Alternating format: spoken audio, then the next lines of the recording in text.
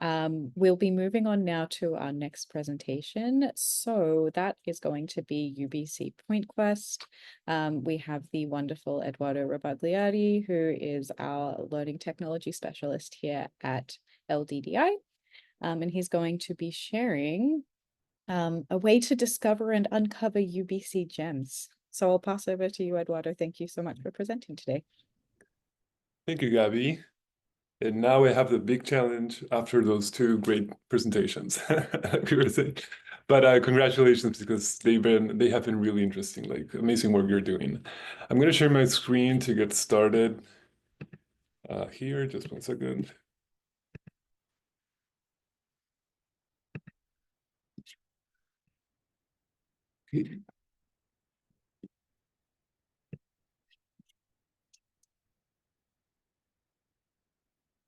Just 1 moment to adjust.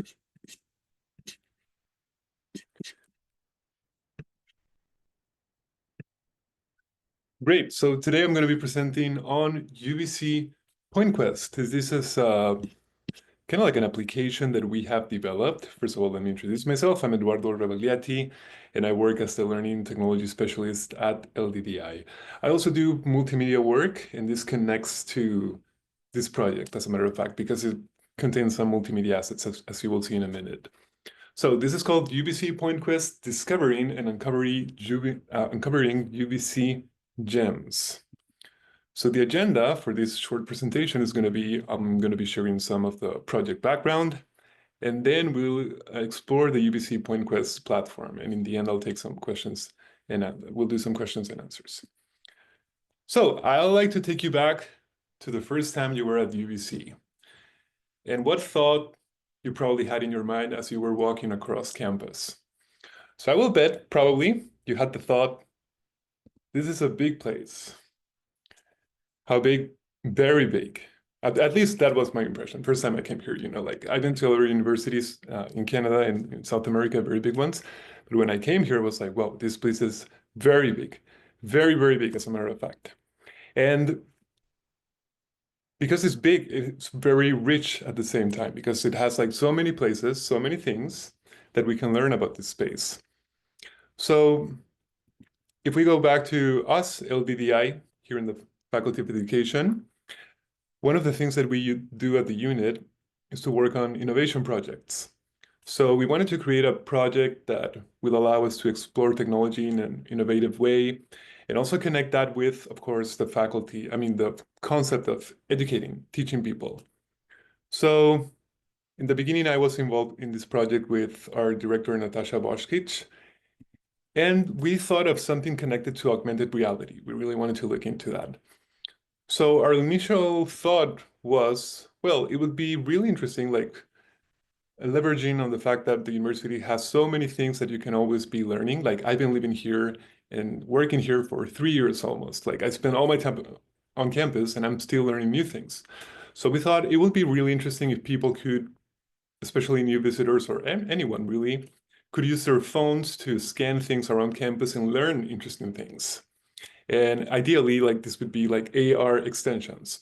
But then we looked into that technology and it was a little bit complex. So we thought maybe like we don't have like the technical expertise to create like AR things, but we still wanted to use the concept of people using their phones to walk around campus and learn some things. So that's when we thought, well, maybe it could be something more on the line of Google Maps, in the sense that people can find these points and they can interact with them and find some useful information.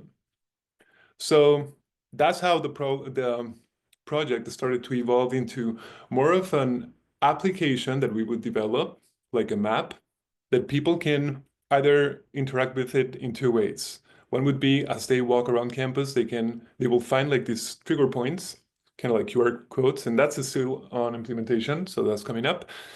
And then they can find the information of different interesting points at UBC and learn some things. And the other way of using the application would be to kind of more like giving directions to go to a place and see it. So either scanning and learning in the exact location, or using the map to find points and then go and see them. And we wanted to create something that was multimodal, so people will not just like find text, but they will see videos, audio, interactive elements, and different things. So that's how we. Oh, and also we wanted to add another piece, which would be we wanted people to also be able to create their own things. So it's not just like us creating the assets and the content and the things in the map, but people also giving people the ability to create their own points and also add their own pictures or just like images, or it could be like any of the other multimedia forms. So that kind of like created this vision of how we can have this network of shared knowledge. Because one of the things that can make this experience quite unique and enriching is not just the content that we bring to the table, but also the things that people have learned and they can share with us. And of course, we also wanted to implement a way of people interacting with each other, so commenting and all these kind of things. So that's when we started working on the project, and we hired a couple of students. We had a software developer and 2 content creators and researchers, because that involved a lot of research around campus, like identifying what points we wanted to develop. Because the thing is that we already have similar things at UBC. You can go like to the website and learn so many things. So the idea was to find some hidden gems or things that people have typically do not know in the beginning. So that involved some research, and we came up like with 40 things, I think, in the beginning.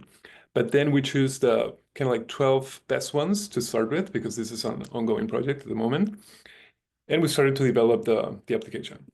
So we went into content creation, creating videos, uh, taking some images as well, creating some interactive elements. I'll show you that in a minute.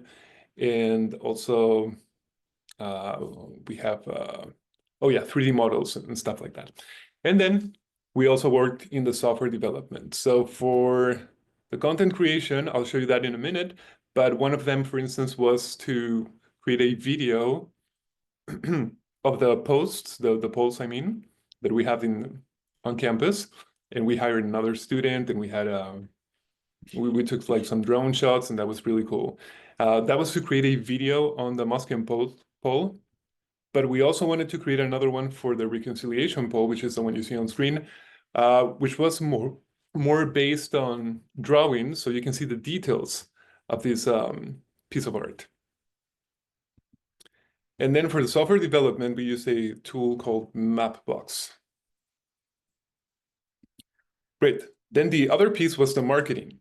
And that's kind of currently where we are at, because something that we came to realize, we should have like thought of this in the beginning, but this is one of the lessons learned, that there's a whole process of getting the right approvals when you're creating this content, especially for indigenous content, because it can be quite sensitive. So we decided all the points where we want to put these marketing pieces. The idea is that we will have these decals on the floor and people can scan them. They will be close to the actual points or just like across campus, so people can quickly scan and learn. But as we contacted all the different people, especially the people who give us the permissions to put the decals around the campus, they explained to us that, of course, we need the actual permissions from all the different departments that might be involved in this content that we're sharing. So that's where we're currently at. We've been contacting some of these departments. All of them like them, of course, but some processes take a while. So we're still in that pilot phase. But some of them have been approved, so I'm going to be showing you some of them, and those you can already interact with in the map. And by the way, we are also like finishing the map, because some like final functionalities are still in the works. But now what I'm going to do is show you the map. I also put that QR code there in case you want to scan it and interact with it now or interact with it later. So let me show you that so you get an idea of how it works. Let's see.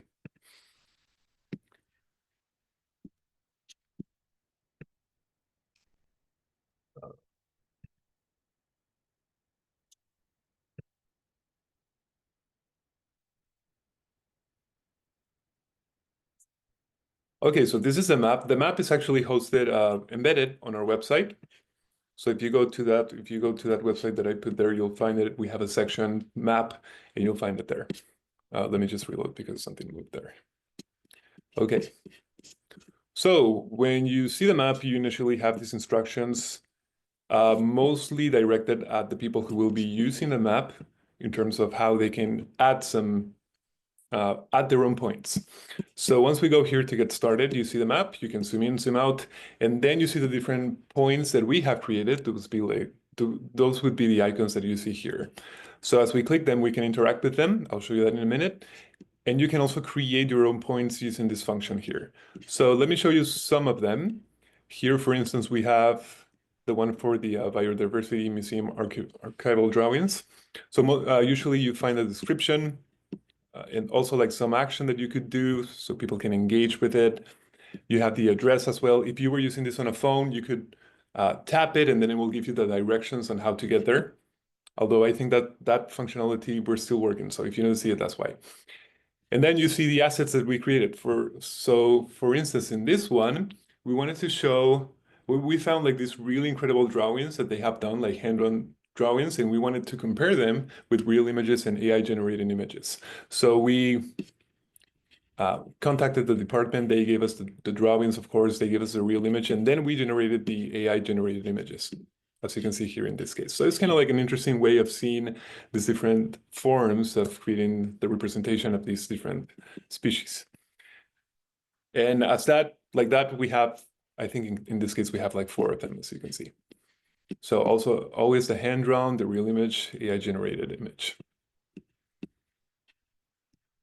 And it's interesting because in the beginning we have created some, like we found the drawings online and we found the real images, but then when we contacted them they were like, we don't think it's the best representation. So we had like this back and forth. They sent us the images and then we generated the AI generated images. And they were quite impressed actually. They thought they're accurate.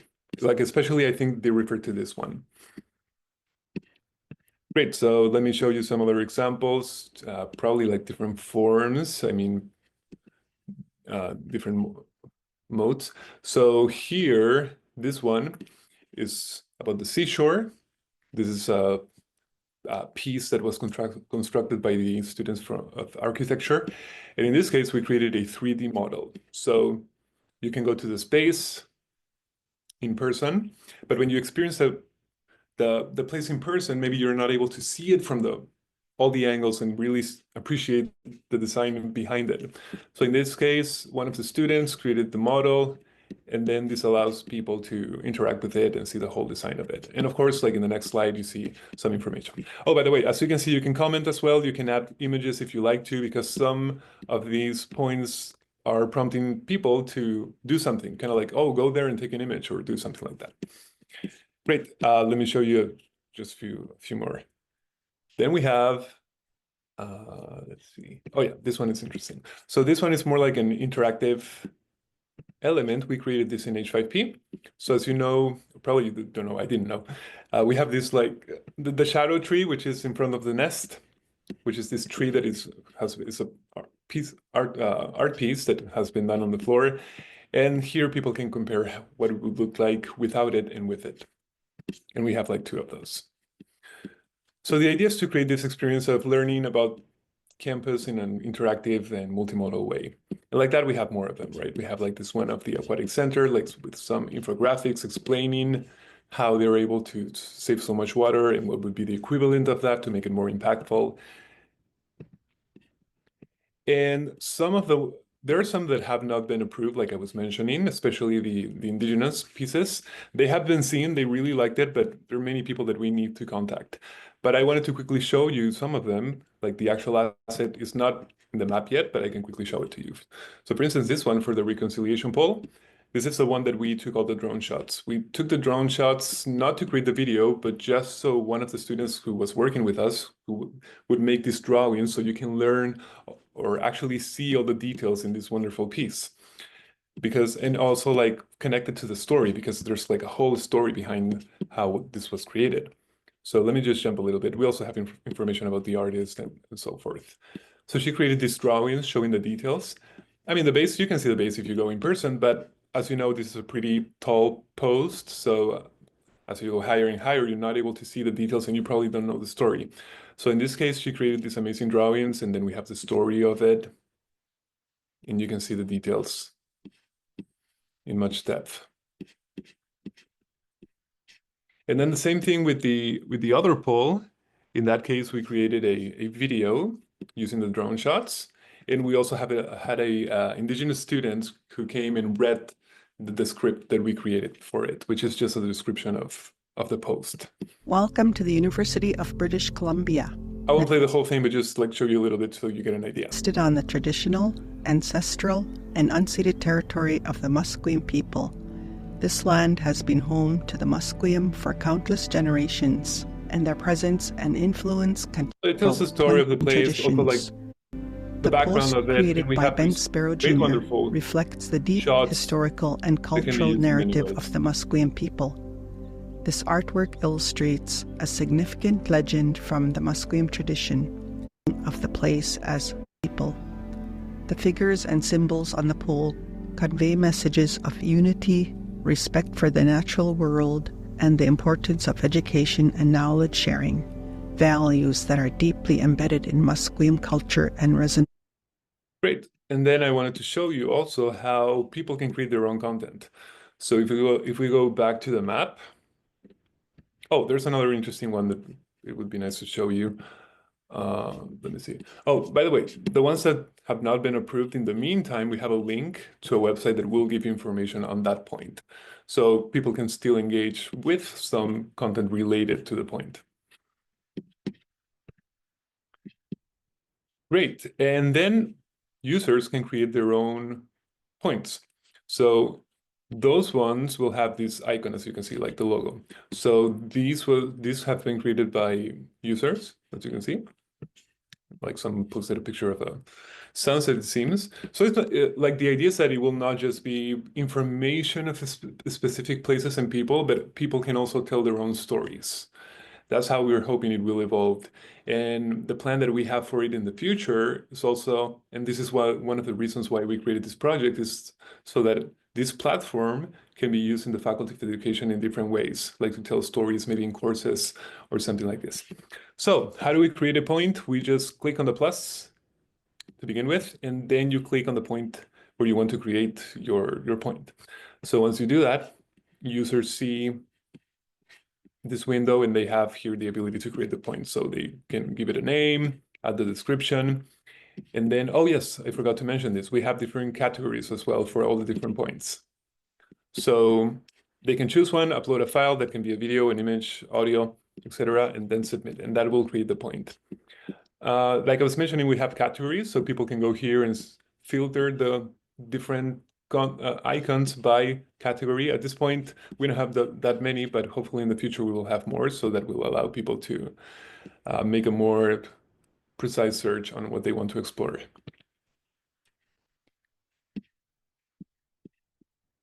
Great, so I'm going to go back to the presentation just to finish with a few things, and then we can go into the questions.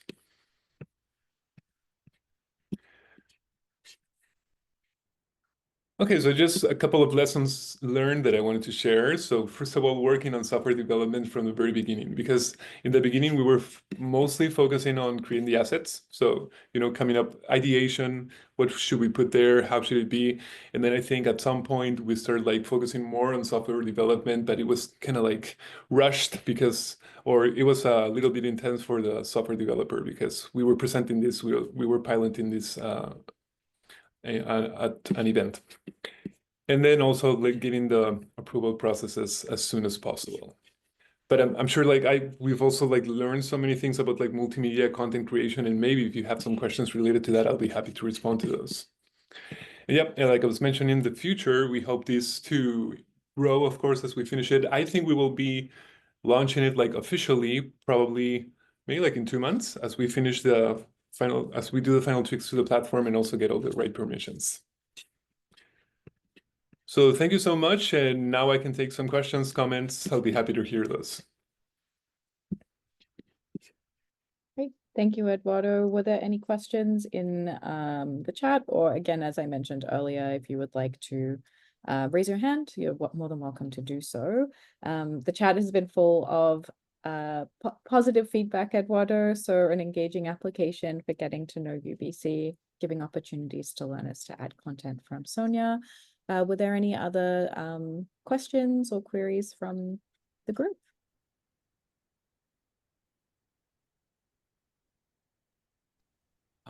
Eduardo, this is beautiful. It's super cool. Thank you. I was wondering with some things, like how did you manage getting the right level of detail for stuff? Like when you want to do like the 3D model for what is it, the name of the house at the top of the stream that we have, where it's like the logs are like, do you like The go seashore, count the number? Pardon me? The seashore, you mean? Yeah, it's like did you like go count the number of like Yeah, yeah. or something? Like that's like, oh man. Yeah, That's yeah. awesome. So thank you. Yeah, so that one, a lot of people when they see that they comment the same thing, like, "Wow, there's so much detail. Who did it?" And I always say I didn't do it. So one of the students, she has a background in she's in this department of theater, so she works like creating stages and all these kind of things. So she kind of like has a good understanding of creating 3D models. So she actually went there, yeah, and did all the measurements, and then she built the thing.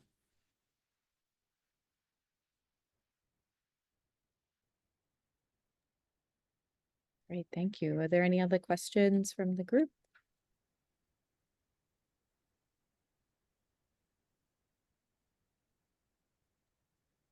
Eduardo. Yeah, Yep. it's beautiful. Thanks so much. And I'm sorry if you touched on this before. I'm curious, I know that you were kind of showing a lot, there was videos and also text describing some of the locations. I'm curious if there's also an audio functionality built into the app currently. Yeah, I mean, not in terms of people prompting it with, like, speaking to it, but some of the assets that we have created are audio. So I didn't show that one. We saw like video images, interactive objects, 3D models, but there's one that is going to be a music piece that is close to the Department of Music. So people will go to that space and they will be able to hear a performance that what was done close to that location. So that's how we are thinking of integrating the audio piece. But at the same time, who knows, like in the future, maybe we can add some way of people having the ability to speak into it, to create their prompts or something like that. But definitely when they can create their own points and when they have the ability to upload different media files, that can be an audio file. So that's already there. That's amazing. Thanks so much. Thank you. Also, Eduardo, I think people can contribute, like when they contribute, they can upload audio files as well, right? Yeah. That's what I was referring to. People can upload either videos, images, audio files. Yeah. Great, thank you. Yeah, I have a question. So I was just wondering, because I saw you have those categories, but Yeah. if we can have categories related to a course as well, because I see this like over a period of time, a lot of new points being added to the map. And so for each course, we tend to or want to customize it. So, we have these specific points that are like part of the curriculum that the instructor wants students to explore. Is there a possibility of doing that or something you plan to do in the future? Yeah, definitely. So when we've been looking into the categories, like everything can be really done on the back end. So when we were working on the categories, so far we have created the categories, but we can easily allow people to create their own categories. But then we thought we might get a lot of repetition. So in the meantime, we're not doing that, or maybe there will be some kind of approval process. If that was the case, then yes, people will be able to create their own categories and those could be courses. But we're also thinking when it comes to courses, we haven't explored this too much yet, but probably the connection that we want to make with courses is more on the side of us getting the know-how of how to build this platform and then create different versions specific for those different courses. So it will not be in the same UBC PointQuest map, so to speak, but it will be the same, it will contain the same architecture. That's why we wanted to invest time in learning how to do it. Great, thank you. Thank you, Faisal. Do we have any other questions coming through? Don't see any in the chat. Make sure you leave a point. Yes. All right. So I think that might be it. Thank you so much, Eduardo, for presenting on UBC PointQuest. I know this is something that you've worked on very hard over the past year, and it's been really wonderful to see it come together. So thank you very much for sharing today. Thank you. Thanks. Okay, and so with that, we've reached the end of our day 2 of Tech Expo. So I wanted to say a huge thank you today to all of our presenters, Lucas Wright, Sonia Woloshin, Graham Douglas, Justin Student, and Eduardo Rebagliati for some wonderful, thought-provoking sessions. If anyone would like to join us tomorrow, we will be meeting at the same time, 12 till 2, for 4 more presentations. We would also love to hear your feedback. So if you are able to and have the time, we would love to hear what you thought about our sessions either yesterday, today, or tomorrow. And of course, if you're interested in any of our upcoming offerings, you can join us through looking at our website. We have all of our workshops and events listed there, or you can always get in contact with us if you have any questions or would like support. So thank you everyone again for a wonderful day 2 of Tech Expo 2024. Most appreciated having everyone here, and for everyone's thought-provoking questions and for the wonderful presentations. Thank you so much. Thank you.